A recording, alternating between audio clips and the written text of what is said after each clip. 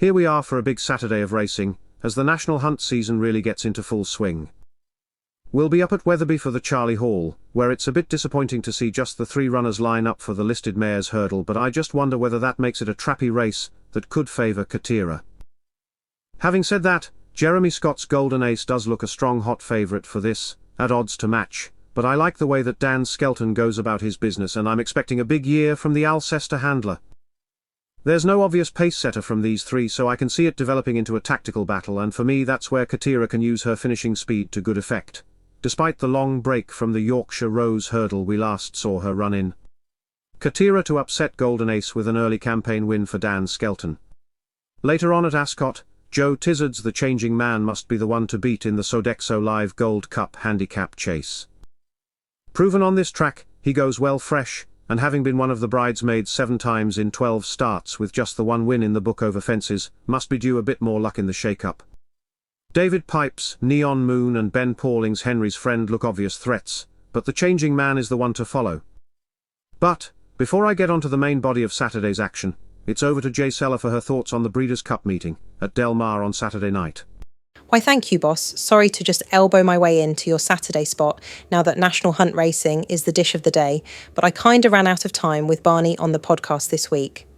So, to cut it short, I just wanted to give you a heads up on some of the Breeders' Cup races at Del Mar on Saturday night.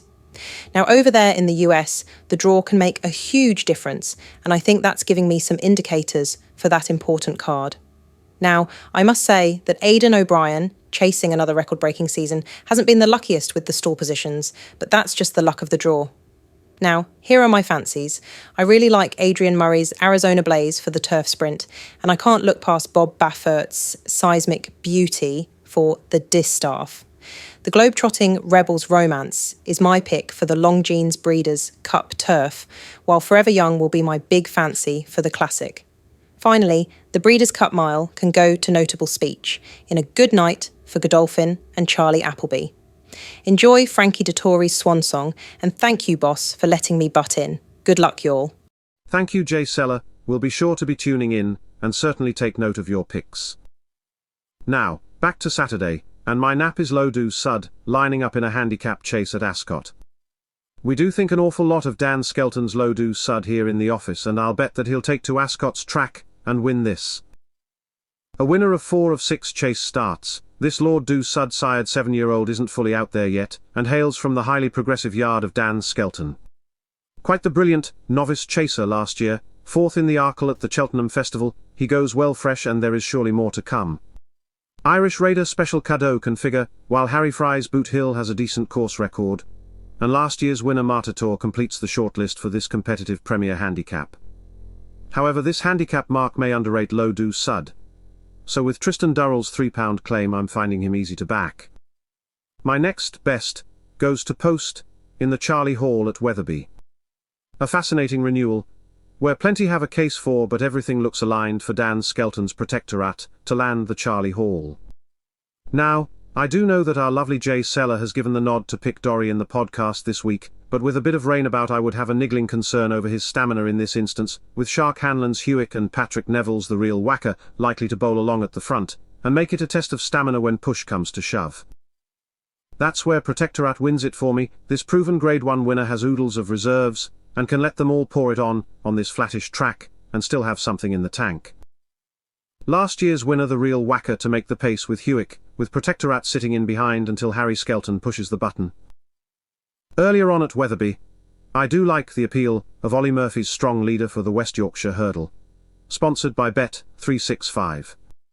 He's a Grade 1 winner, and should have too much class for Nigel and Willie Twiston Davies Potter's charm.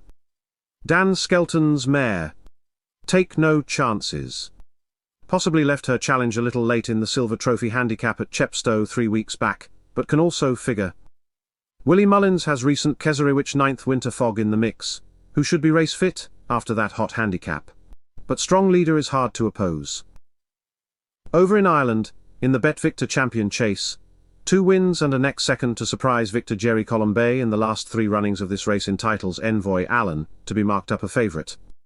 And, given that he goes so well fresh, I reckon that he's going in again for Henry de Bromhead, so I did run this by Caroline in the week for her view, and she told me that Envoy Allen's freshness was the key. That said, this is a pretty strong field, with Gordon Elliott's pair of Founder 50 and Western Fold live dangers, and as there is plenty of rain about, James Joseph Mangan's Spillane's Tower comes into the equation. A real crackerjack of a Grade 1, but Envoy Allen is the one they all have to beat.